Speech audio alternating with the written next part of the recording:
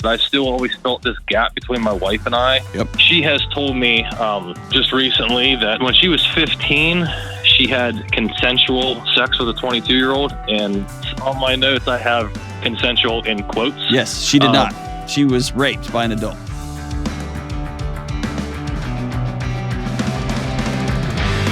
Yo, it's Delony with the Dr. John Delony Show.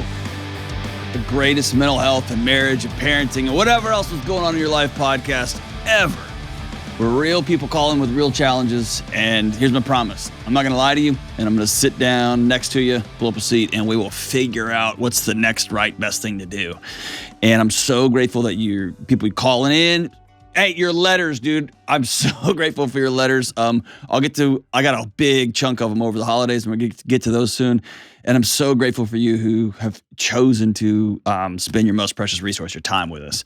I'm just so honored and blessed. I appreciate it. Hey, it was my birthday recently. I turned 22, and Kelly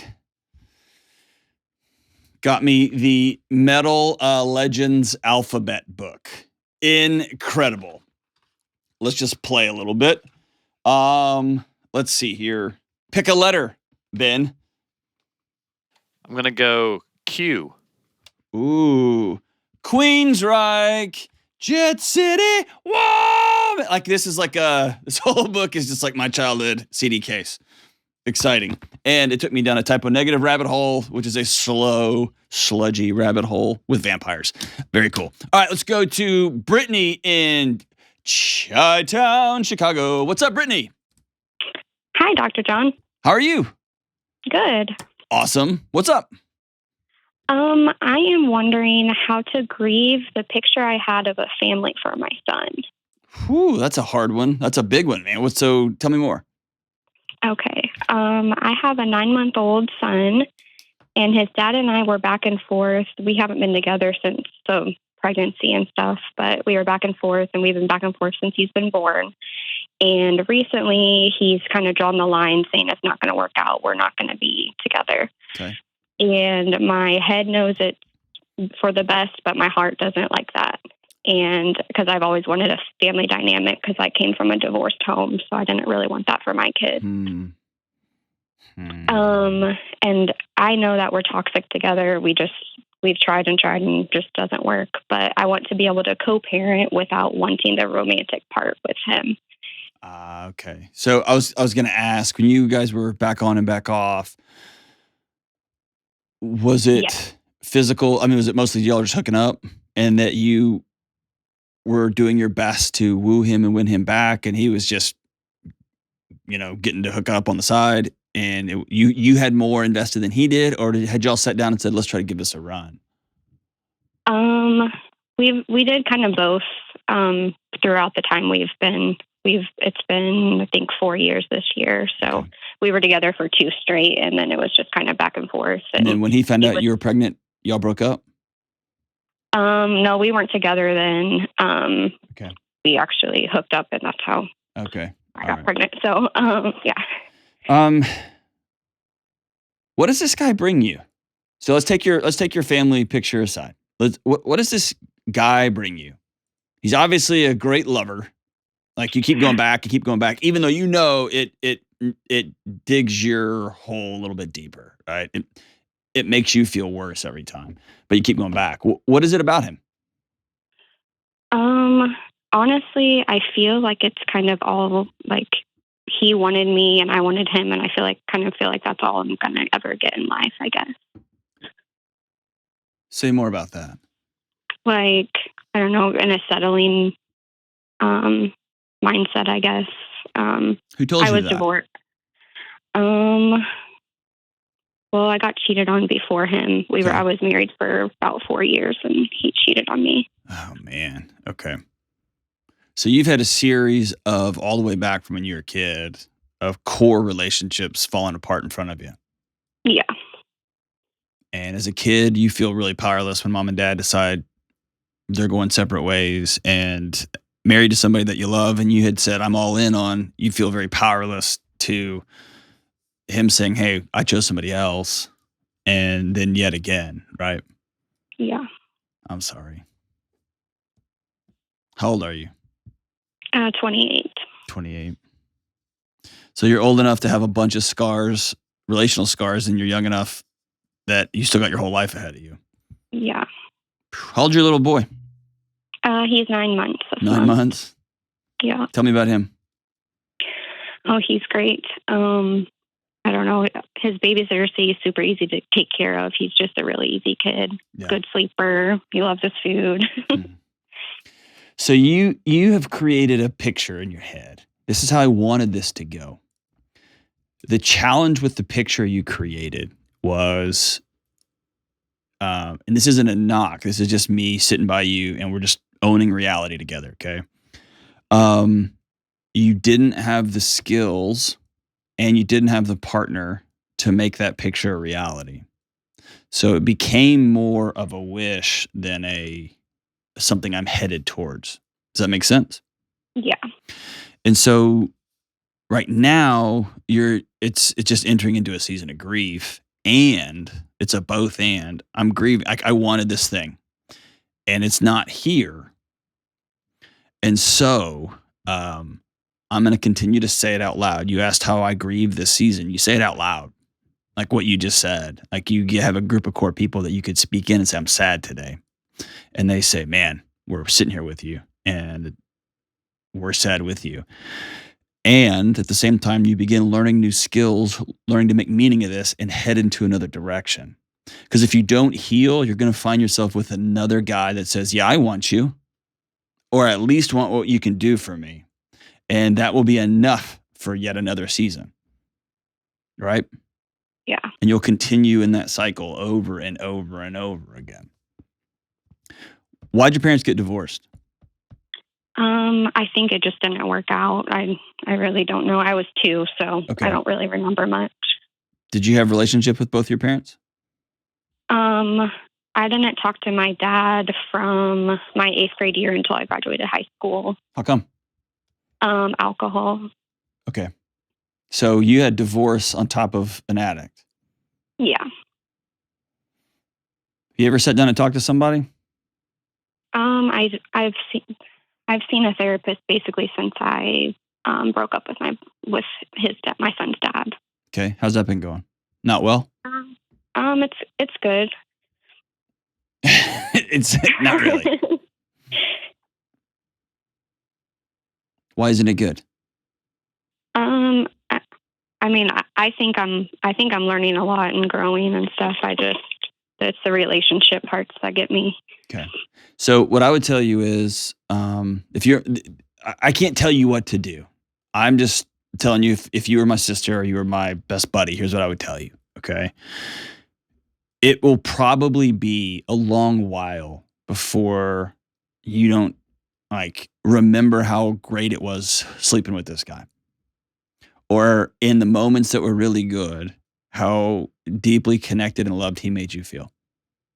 It's going to be a long time till you don't, quote unquote, feel that. And maybe you get married again, have a great husband, and you show up to high school graduation with your little boy, and his dad is there with his new wife, and you see him hug your son, who's now 18, after he walks across the stage, and your heart skips a beat a little bit. All right? So there's that feeling. And I'll tell anybody all day, the feelings are fine. That's okay. That's life. It's what are you going to do with that feeling? And so you can have the feeling, I still want to be with him. Or when I'm going to drop off my son, if he says, hey, you just want to come in? You know what that means. And you feel like, yes, but I'm not going to do that because now I'm healing and I'm moving on with my life. And there's that gap between what I feel like I want to do and what I know is the right next move for me. And I wish I had a more clinical word than this, but you got to practice. You just got to decide, I'm going to move into this area. I'm going to practice. And it's going to feel lonely, and it's going to feel like it's just you going to work and then coming home and talking to a blah, blah, blah, and changing lots of diapers and then repeat. And that's going to be why you have to get other people in your life, a couple of friends that you can meet with and that will be connected to you. That's why you have to have a counselor. You've got a history of a little girl wondering why everybody keeps leaving her. Is that fair? Yeah, very fair.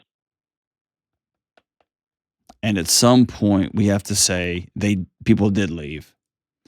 And we're going to learn the new skills moving forward so that we're not trying to continually date and marry our unfinished business, but we're going to create that picture that we've got in our heart and mind.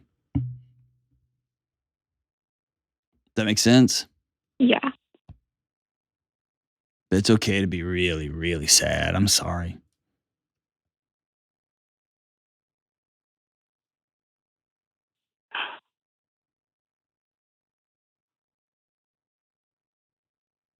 What's your next move?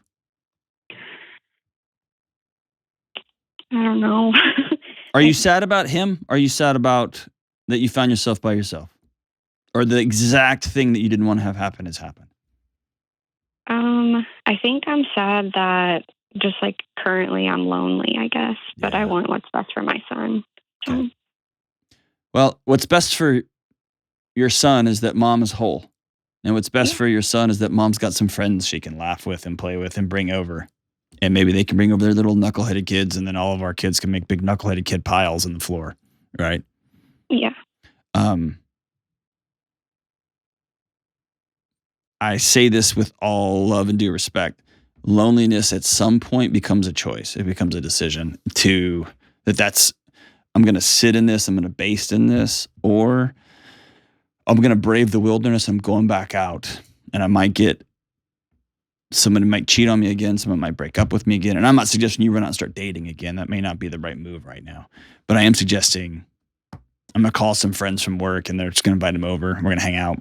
And they can't stay very late because I got little boy and we got to get him in the bath. We got to get him to bed, or maybe they can stay late because we're going to get him to bed. And then after that, or maybe I'm going to pass him around and he's going to get all kinds of love from 2 or 3 other unstressed out friends. That means you're going to have to reach again. And the last thing your body wants you to do is to go be vulnerable again. Go say, hey, will you be my friend again? Because you got burned and you got burned and you got burned and you got burned. And what I'll tell you is the only way to peace was having people in your life. And my sister, you got to get the healing that you need. At some point, you got to let that little girl off the hook because she's still playing defense for you, and you got to let her go play. You got to let that little girl go play. Your mom and dad broke it up. Dad got stuck in a bottle. First husband cheated on you. Second boyfriend, baby daddy said, I'm out. It's a lonely, dark place. The light here is you. And doing the next right thing. We'll be right back. It seems like everybody's talking about how crazy the housing market is right now and how powerless homebuyers feel. Mix that with the stress of moving and life change and job change, and you've got a tornado of anxiety fueling one of the biggest purchases you'll ever make. This is not a good idea. So if you're a new home buyer right now, my advice to you is to focus on what you can control, like the people you choose to help you in the home buying process. You need folks like my friends at Churchill Mortgage. Churchill is a Ramsey trusted provider that's been helping people with their home mortgages for decades. And their Home Buyer Edge program will help you skip a bunch of the stress. Here's how it works. Apply to become a Churchill certified home buyer and cap your interest rate for 90 days. Then you'll get a $5,000 seller guarantee to help your offer stand out. So go ahead, take a deep breath, because Churchill has your back. Check them out at churchillmortgage.com/Delony and get the Home Buyer Edge today. This is a paid advertisement. NMLS ID 1591. NMLSconsumeraccess.org. Equal housing lender. 1749 Mallory Lane, Suite 100. Brentwood, Tennessee 37027. Programs are for select loan types only and are not available in all states or locations. All right, we're back. During the break, I should have said this earlier. I sent her a copy of Own Your Past, Change Your Future, just a book to sit down with and say, okay, this stuff happened to me. It keeps happening to me. Whew, now what? Right, now what comes next? And sometimes I'll tell you those calls are hard because she's got a body that is constantly trying to protect her from relationships, because relationships have caused so much damage. And so in a 9-minute phone call and a 10-minute call, it's It's disrespectful for me. It's grandiose to think I can sit down and say the 5 or 6 magic words to help somebody and make it all right. I can't. Somebody in her situation is going to need some long-term therapy. You're going to learn long-term care and do some hard work day by day by day. What I can offer in 10 minutes is you're not crazy, and I'm sorry with you, and you're on the right path. You got to get some professional help to walk alongside you because you've had a whole lot of mess and trauma in your life. It's just a mess, man. I want to thank her so much for calling. Let's go to Sarah in Joshua, Texas. What's up, Sarah? Hi, What's Dr. John Delony. What a pleasure. What a pleasure it is, Sarah. My favorite podcast, and also mortifying. It's all good. What's up? Since I was 6 years old, I have what I didn't know was a disorder until I was 15, a skin picking disorder. So my fingertips are just always kind of cut and bloody. And then when I was 15, I started pulling my hair out, and there's names for these things. Yeah, trichotillomania. Oh my gosh, you know the name. Do you? Okay, we're already here, so we're gonna keep going. Do you? When you pull out like eyelashes or hair, do you eat it? No, I don't, and okay. I have heard of that, but no, that's not me. Okay, all right. Wow. So why 6? That is just a memory. That's me remembering the first time I was ever bothering with my hands, and I remember being scolded for it too. My dad, he would always tell me, quit doing that. That's a habit. It's not a habit. It is a compulsion. That's very, very different. And people don't understand that. They think it's just something that you do because you do it. It's very purposeful. It's not mindless. And it's excruciating. It's exhausting. Yes. And, I'm 31 now. It's been my whole life. Yes. How would you define a compulsion? When you cannot refrain. Okay. Does that make sense? Yes. And it's so strange. It's strange because I am a very controlled person. I don't have any vices. I don't have addictions. I've never gotten caught up with things that all of my friends did. I never got caught up in alcohol, cigarettes, drugs, like nothing, literally nothing. Maybe if you'd had a few drinks. I'm just kidding. So that actually doesn't surprise me at all. Okay. So do you promise that you like that? I'm on your side. I can believe that. Okay. All right. Good. Okay. So let's do this first. So you can take. We'll geek out for just 8 seconds. You can take like a past digging approach, like a psychoanalytic approach. Like what happened in your past, what things are being repressed, what things happened that led to this behavior. You can do that. And you can also take a very strict behavioral approach. Okay. That this is it's a learned habit. It's just a habit, and then it just ingrained itself, and the habit ultimately becomes a compulsion. There's been some recent studies that suggest that it could also be very biological in nature. Like this is a brain on a loop trying to solve some things for itself, or there's a serotoninogenic issues, or there's all kinds of neurotransmitter, neuromodulator issues. Here's why I'm telling you that. I don't want you spending so much energy, asking what's wrong with you. Why are you broken? 2, you've probably spent a fair amount of time playing Indiana Jones with your past trying to figure this out. Is that fair? I wrote it down last week. Literally trying to find a trigger or a pattern or something. And you said loop. I wouldn't say that I'm a person of high anxiety, but I'm very cyclic. I will just run around in circles in my brain until I find Correct. the root of the issue. And I don't know. Maybe that does define me as high anxiety, but I don't know.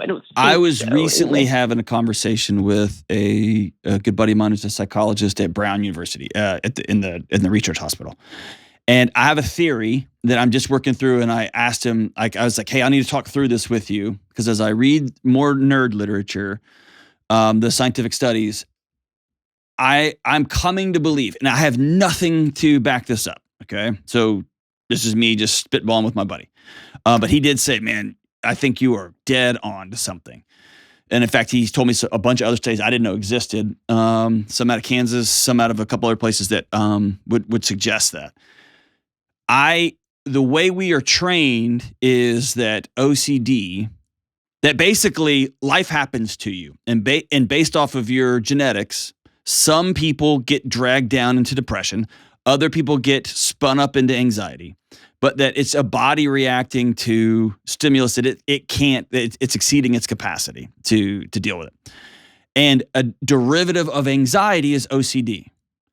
I have been really blown away by some of the neuroimaging around OCD, to the point that I am beginning to wonder, and Alan Shore did some great work here, I think the root is OCD and depression and anxiety and all of these other downstream things that we try to do is our body's trying to stop the loop. And you are a person of high control who has been told since you were a little girl that the way you control things is gross and disgusting. Quit. And they may have loved you and been incredible and wonderful. But sometimes, depending on what kind of brain you were born with and genetics you were born with and experiences you had, it may just take a splinter, a crack in the way you respond is wrong and who you are is wrong. And your body says, we got to solve for that. And it gets anxious about it. And then it becomes a loop that gets etched into concrete. So my challenge to you is a compulsion is a habit on steroids. I think trying to differentiate between the two of them is a waste of time and energy. Your body has tried to figure out a way to make you feel better, and this is the way it's chosen. Do you wish it was something else? For sure. But this is what you got. And so here's why I tell you all this stuff. Something at least that's not visible or obvious, like something I can hide. I can't hide this. That's right. But here's the thing. You can't hate your body into healing. And you have been at war with Sarah since you were 6 years old, right? Yes, absolutely. You've got to make peace with Sarah.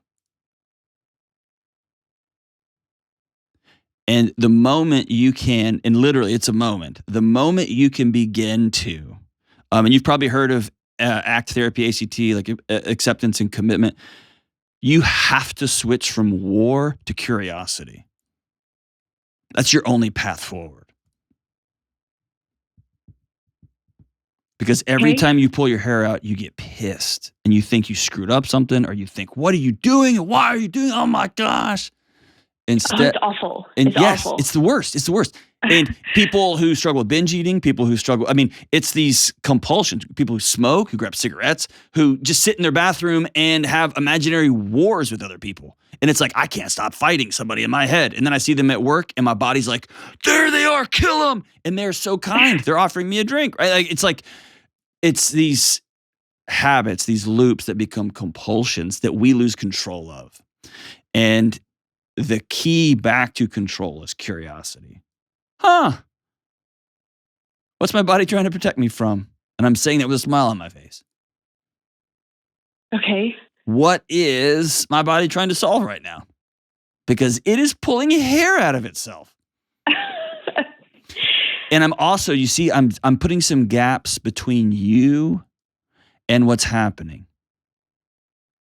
You are not your trichotillomania. You're not a lunatic. You're not crazy.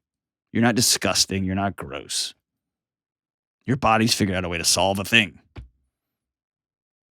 And it's just the solution isn't very helpful. Or actually, I would bet you it's really, really, really helpful, or it wouldn't keep doing it. But it's helpful in the short term. That also doesn't make sense. It doesn't help at all. It makes me feel worse internally. But does it shift your focus away from what you can't control? Oh, absolutely. Does it shift your focus away from the battles that you are raging on a daily basis that you can't fix or change? Well, sometimes it's just, I'm just trying to work. Like I can't even be at work. I work at a desk, and I actually work remote. I work at home. So I'm just trying to be productive. And it's the only way I can describe it is like someone's tapping on the back of your head. Oh yeah. And you are, swatting them away, and you try to make it stop, and they still tapping on the back of your head until you give your attention to that. Yep. And then the whole day goes by. I haven't been as productive as I want to. And that's only one example. I have children. Like sometimes I can't be present in anywhere else in my life because my fingertips are bothering me. That's so absurd. My eyelashes are bothering me. Who feels their eyelashes? Like I'm not even supposed to notice those things. Why do I have so many? Says who? Oh, well, I guess just general sane people. See, you've constructed a whole planet about how terrible Sarah is. And she's not. She's not. She's not. I will admit, the things that you struggle with are hard because they are outside the norm. They don't happen to a lot of people. Although I think the number I saw was 10 million or 8 million people. I mean, so it's not an insignificant number of people who struggle with this. But it is weird if you're sitting there and you're picking at your finger until it's bleeding and you're pulling a piece of hair out the back of your head and you're doing it mindlessly while you're watching TV and you look over and your little son or daughter is staring at you like, what is happening? Yeah, that's unnerving. That's weird, right? It is. But you have constructed a character around this of a lunatic, unfit to be a parent, shouldn't be even in an office with people. And you've created a whole person, and you hate that person.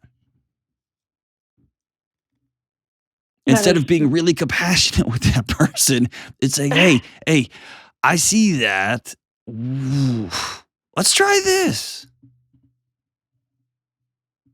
And at the root of that, I think this is, and again, so some of the neurological stuff can be grooming habits that are wired into us that are just a little bit off the rails. Okay.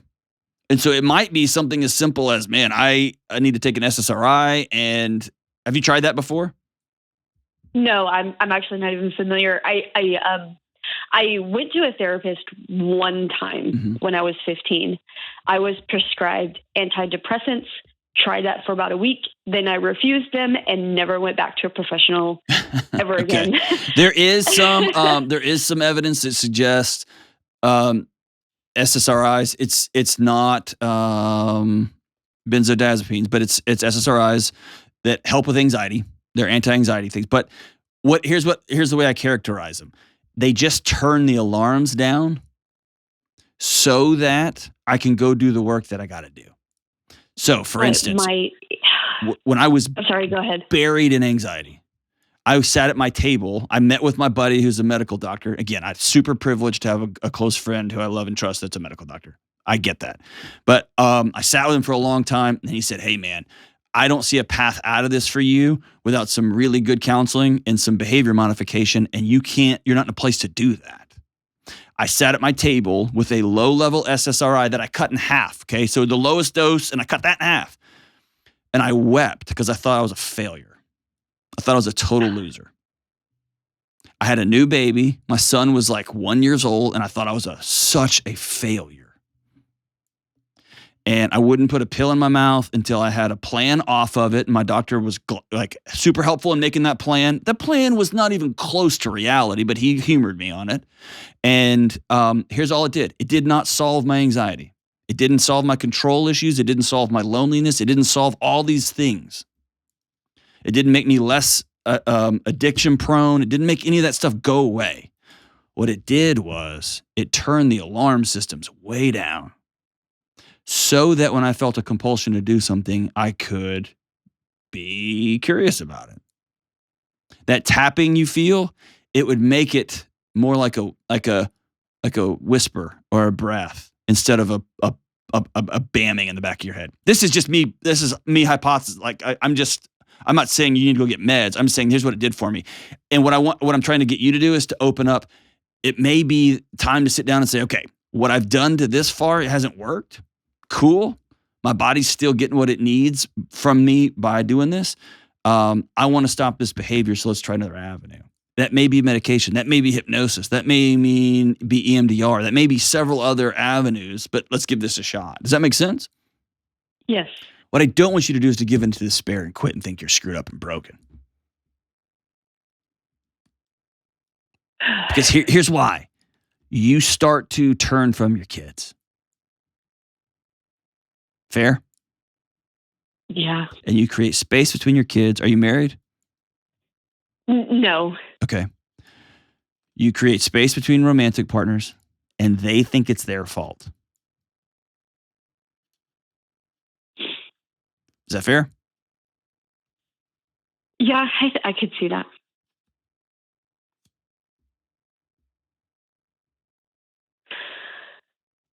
Oh, actually, I could definitely see that. I'm so afraid of being medicated. Yeah, I get that. I'm afraid if I take something that numbs the alarms, what else is it going to numb? That's in the fair. Process? That's absolutely fair. And there's certain drugs that I have written into my psychiatric power of attorney that I won't have in my body because they turn joy and pain off at the same switch, right? And so okay, that's terrifying. Yeah, it is.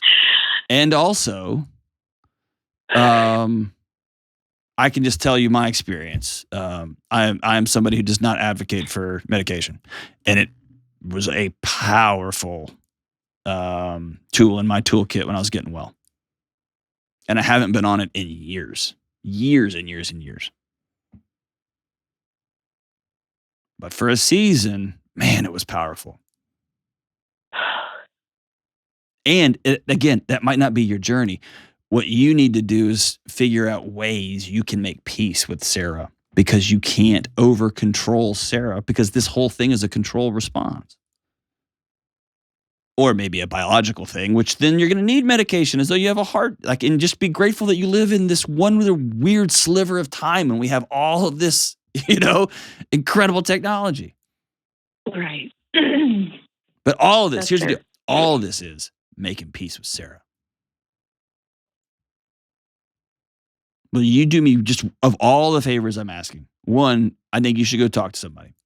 Not because you're broken, but because you have tried to fix the plumbing under your house and you're like, I don't know how to do what's next. That's it. You just have a professional's going to have different skills. You're not screwed up. You're not broken. You're not, you just don't have the skill set there. That's great. That's awesome. You have tried and you've been like, all right, I need someone with different skills. Luckily, there's people who went to college for a long time to learn how those skills that can help. Okay. That's number one. Underneath that, number two is I want you to keep a journal, and I want you to begin to write 5 things a day that you love about Sarah. Okay. I've actually never journaled before. I would have bet my car on that. My car is not nice. That would have been a great big bet. But you strike me as such a loving, caring person, and that love and care is wrapped over like wrapping paper over a nuclear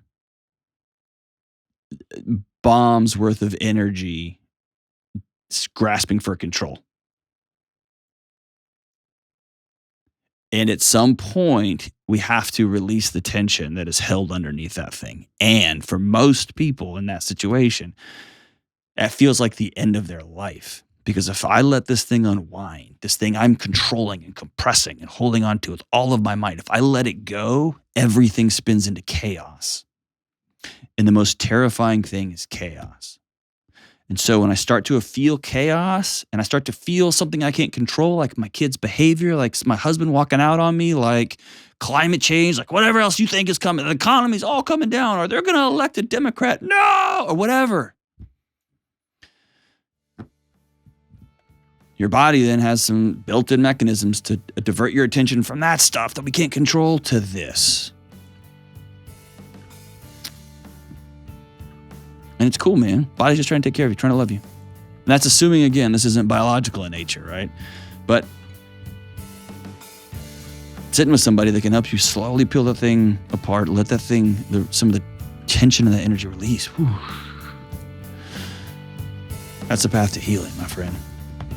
I'm so grateful for you, Sarah. You're a brave woman, and you're an incredible mom. Starting today, we're going to start making friends with Sarah. We're going to come to love Sarah, and Sarah's going to become somebody worth taking care of and loving. And then we're going to be curious, man. Why is my body doing that? And that's going to be where we start getting well. Thank you for the call. We'll be right back. Hey, Delony here, and I've got a word from this episode's sponsor, BetterHelp. Hey, look, there's a lot of things we don't get to choose on this wild ride called life, right? The neighbor's kid learning to play trombone, weird things trending on the TikToks or whatever that is. We don't get to choose the weather. But when you realize how much you do have a choice in, it's so empowering. Check this out. You get to decide who you want to be. I get to ask myself the question, who do I want to be? You get to choose who speaks into your life, and you get to choose to pursue meaningful relationships. This is life-changing stuff, but I'll be honest, it's not easy. These are new skills that we all have to learn, and therapy is a great place to practice these new skills, and that's why I love BetterHelp. BetterHelp is affordable online therapy that can match you with a therapist quickly, and it lets you switch anytime to make sure it's the right fit. And just like in-person therapy, it can help equip you with the tools you need to work towards being who you want to be. Because you don't just have to let life happen to you, you can take it head on. So visit betterhelp.com/Delony today to get 10% off your first month. That's BetterHelp, HELP.com/Delony. All right, we're back. Let's go to Joseph in Pennsylvania. What's up, Joseph? Hey, Dr. John, how are you? I'm all right, my brother. What you doing? Oh, man, am I nervous. Dude, I'm not that good at this, man. There's nothing to be nervous about. I'm way more nervous than you, I promise. What's up? Yeah, I hear you. Hey, well, first I wanted to say thank you. I've been listening to you for over 2 years, and thank you and to your whole team over there at Ramsey. You gave me and my wife some tools to better our lives, and y'all are awesome. So, dude, thank you so much. I appreciate you being in our gang for a couple of years, man. That's awesome. Awesome. Just getting started, dude. I'm grateful for you. Yes, sir. So, quickly, I think I need to provide a little bit of context for our situation for my question to actually resonate. Sure. If that's cool. Okay. So I have some notes here written down. So you got it. About 3.5 years ago, I made the decision to pretty much change my ways to kind of save my marriage and my family. I'm sorry. I'm really nervous. That's okay. Hey, do you mind if I stop you and clarify some things as you're reading that? Yeah, sure. Okay. What did you have to change? So that's what I'm about to get into. So I was drinking more than I should. I had a horrible tobacco habit. Was very overweight. Okay. Miserable, angry, hard-headed. All that. I thought I knew everything, and then what really changed when I started listening and to your show, you say, you have to lay your sword and your shield down. And so I did. And then listening to the Ramsey show as well. I mean, you guys forever changed my life, man. And I'm appreciative of that. So I appreciate that. We just run our mouths, man. You actually did the work. You're the one that, yeah. I mean, that's a generation's worth of behaviors you changed, right? Yes, sir. Yeah, so that's some hard stuff. Now we're in our early 30s. I'm tobacco free, hardly ever drink. I mean, wake up early, gym 6 days a week, read books. My marriage is, so much better than I thought it ever could be. Did you lose some weight? Yeah, man. 50 pounds. Wow, man. Congrats, dude. Thank you. We built a net worth of about 425,000. Wow. So wow. Yeah. Dude. Yeah. That's a total slap it up, flip it, and reverse it, dude. How do you feel? Well, see, that's kind of, part of my reason for the call is, man, I feel great. Like physically, emotionally, I feel, since I started to become more vulnerable, open-minded, man, I feel so much better, like just so much more pure, so much easy. Life is easier. You know what I mean? That word is that magic word of peace, dude. Like it's right. It's just like that guy cut you off in traffic and you're like, all right, dude, have a good day. Like, you know what I mean? Like, I don't feel like I got to kill him. Right. That is exactly one of my main things is to like, just let him go, man. That's awesome. You know what I mean? His day is his day and let him roll. Dude, you know that's what I mean? Awesome, man. You're going to live 10 years longer. Just on that alone. Awesome. Okay. So where are we here? What's the purpose of the call? Yeah. So I'm so proud of you, dude. You're awesome. Yeah. Thank you so much. Yeah. So I say all this stuff, all this good. I mean, it is good, but I still always felt this gap between my wife and I, that was bigger than any money saved or weight lost. You know what I mean? So we've become way more open with each other over the past year. And she has told me, just recently that, this is hard. When she was 15, she had consensual sex with a 22-year-old, and nope. No, she didn't. On my notes, I have consensual in quotes. Yes, she did not. She was raped by an adult. Exactly. So whenever she told me this, she started off by saying, "Don't look at me." So she had shame all over her. You know what I mean? And then I tried to explain to her, before she kept going, that wasn't her fault. You know what I mean? That was an adult that took advantage of a child. Right. So good for you. Yeah. So, but I still feel like symptoms show up of that in like her daily life. And I guess my primary focus and my primary question is like how to love her the best I can and close this like final gap that I feel is still there, that derives from the crime the man committed over 15 years ago. Yeah. And she's never really had someone where she can go to and just be her. Right. So like, her mom, she couldn't go to her mom, and early in our marriage, which is why I led with all of that, was I wasn't that guy either. Cause I would have just gotten raged out. I would have just, you know what I mean? What's his name? We're out, this and that. And so that's kind of where we're at now. And also, I mean, I need to forgive myself for not being that guy at the beginning of our marriage. You know what I mean? And I don't know how to do that. Yeah. There's several things here. A couple of them are going to be hard to hear, and then a couple of them, I think you can take the bull by the horns. Okay. Okay. You have done some extraordinary life transformation. At some point along this journey, and that word is so like woo-woo and spiritual and like Gwyneth Paltrow, and I don't even like using it, but it is what it is. Like on this path that you're on, you at some point will look up and realize, oh, I thought I was doing it for this, but I was actually doing it for this. Here's what I mean. For most of us, I would say 99.9% of us, we have to have a finish line to get up. I'm not just going to go train for 7 months to run on a Saturday morning at 5 a.m. with 10,000 strangers unless I know how far we're running. If they just said, go, you know what I mean? And like, are we going 26 miles? Are we going 4 miles? Like, so almost all of us have to get up and go towards a finish line. And that's what you've done. I want to change my family tree. I want to be a better husband. I just want to feel good when I get up in the morning, for God's sake. I want to laugh more than I'm pissed off. But all of that was towards, I want to accomplish this thing. Okay. And what you're finding out is there's a limit to that because you can only control you. And somebody else has to participate in a marriage where both people are constantly giving themselves up for the other person. And so I tell you all that to tell you, you are on this path not to get a better marriage. You'll get a better marriage along the way. Mm-hmm. You're not on this path just to lose weight. You will lose weight because you're a guy who honors himself and his family and his community by taking care of his body. Mm-hmm. Right? So you're playing an infinite game here, and your kids are going to pick that up, and their kids are going to pick that up, and you'll have changed generations of your family. And so what you're finding out in real time is you have quit one of the most difficult habits on the planet, which is nicotine addiction. You have quit one of the most challenging addictions in the planet, which is alcoholism, because that's relational in nature, which meant you had to go get connected with a real person instead of pseudo-connected with a bottle, right?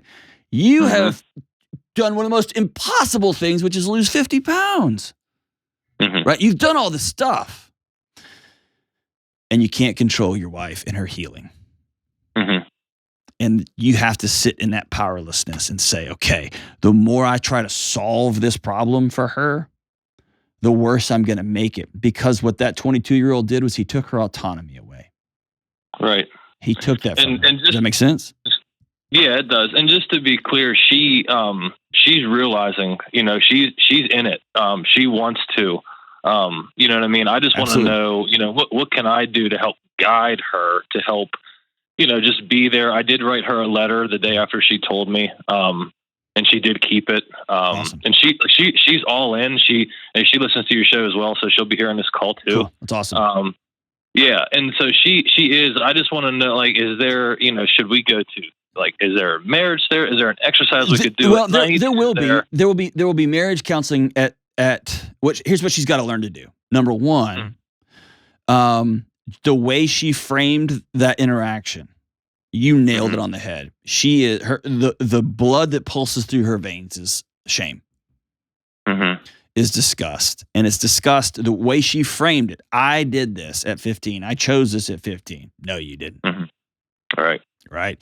And so, you chose that, and you were not in a position to make that choice because you're a child, right? Exactly. Yeah. And so the last thing we want to do is go in and say, okay, let's do this thing so you can fill in the blank. Or I've got this exercise. What she's going to have to learn over time is, this is not your fault. And not just learn that cognitively. Her body has to come to understand that. She's also going to have to learn that, what's the right way? She's going to have to learn that she has the power to make decisions and choices for her life, and learn how to carry the responsibility for that in an appropriate way, not in an I'm just carrying the whole thing myself. And so a great gift you can give her is to ask her on a daily basis, how can I best love you today? And here's what she's going to do. She's going to practice saying nothing, I'm good. Nope. Give me one thing. Would you honor me enough by giving me one way I can love you today? I could do that. And if she's okay with it, and this isn't for all sexual assault and rape victims, everybody's different, right? I've seen it very, very powerful healing is just, can we hold hands and maybe touch bare feet, under the covers? Can we just do that for 5 minutes? And this is something we're going to do, not so that you can get lucky, or you might, right? That might be something you all agree on, but that's not the point. Isn't hey, I know how to get this ball rolling. That's not it. It's right. I want her to rest in you. Exactly. Okay. And it's going to be something she has to learn. It's not learn cognitively. She loves you and trusts you. She wouldn't have married you. She wouldn't have been creating a life with you. Her body has to feel that other men are okay. And she may be there, dude. She may be there. But my guess is it's hard to be sexually intimate with somebody who thinks they're disgusting from the inside out. Yeah, and that's the one thing that I'm trying to show her is, I think that she truly lacks confidence, and honestly, she's she's amazing, she's smart. I married way up. You know what I mean? Most of us did, man. Most of us did. Yeah, hey, but what you said, I want her to I want see you that. To listen to the language. I want to show her this is not a theater performance. I'm going to be with her. Okay. So not how can I demonstrate how beautiful you are? How can I demonstrate how much I love you? That's a show. Okay. What do you need to feel safe today? And that might mean I'm going to go get the milk. Y'all have kids? Yeah, 2. That might mean I'm doing bedtime. Okay. That might mean I call and get a neighborhood knucklehead teenager to come over and watch the kids because we're going to go for a walk. Okay. Like, give me one thing. Give me 2 things that we can do to love you, that I can love you. And it's not a matter of I'm showing you. It's I'm here and you can't get rid of me because I love you that much. I want to make your life better. And that's a different thing. Does that make sense? It sounds like it's semantics, but it's not. It's another level. And then there'll come a season. Yeah, man, y'all will go to a marriage counselor and it won't be a million sessions probably, but you'll learn some things. Mm-hmm. And there'll be some hard moments that you're going to say, God, I wish you had told me that 10 years ago. And she's going to say, I didn't have the language. I didn't know how. And you're going to find out that you did some things that made her body feel like back in, and you're going to feel all weirded out and grossed out. And that's part of this healing journey that you're on together. And the only person you can control in this whole thing is you. Yeah. So that makes perfect sense. I mean, I completely understand. And that's something that, we're definitely going to look into. And, it's actually, I don't know how to say this, but like, almost like we've done so much of the hard work already alone with books and, listening to podcasts and just being more open that now I feel like, if we were to go talk to someone, it would be almost just, I don't want to say quick and easy. Hey, trust me, it's not going to be quick and easy. It's going to be a mess. Right. But here, you are right. You've learned all of the lingo. And you've cognitively put all the stuff in your head. Let me put it this way. You've watched a lot of basketball games. Mm-hmm. It's different when you get on the floor. Right. Right? And someone starts boxing you out and they stuff your shot and they just dribble right around you. Like, now you know how to play basketball. You've watched it a lot. You even know how the plays work. Now you got to get on the floor and start practicing. And you're going to fall down. You're going to get knocked over. That's just going to be part of it. But yeah, you're way ahead of the game. You'll be able to sit down with the therapist. And I mean, just reading what you just wrote me makes me believe your wife won the lottery with you. Yeah. I mean, God, you're an amazing guy, dude. You're an inspiration to all of us. But hold on. And there's going to come a point when if it's not there already, that's a weird challenge for her. I can never live up to the husband he is. And that feeds of course not. You were X, Y, and Z back when you were 15. You've always been, right? And it feeds an opposing narrative, right? So you're not going to be more of a sucky husband to lower the bar. No, but you're going to be really graceful to take a knee and say, hey, how can I love you today? And she's going to practice saying what she needs. And then when you give it to her, not immediately going, I don't deserve this, but her going, that's right, because I'm his wife. I'm the woman he chose because he loves me, right? Mm-hmm. It's gonna be this practice. But dude, yeah, you got a hellacious journey ahead of you, and y'all are way down the road, man. That's awesome. Yeah, I gotcha. I'm awesome, and kudos to you.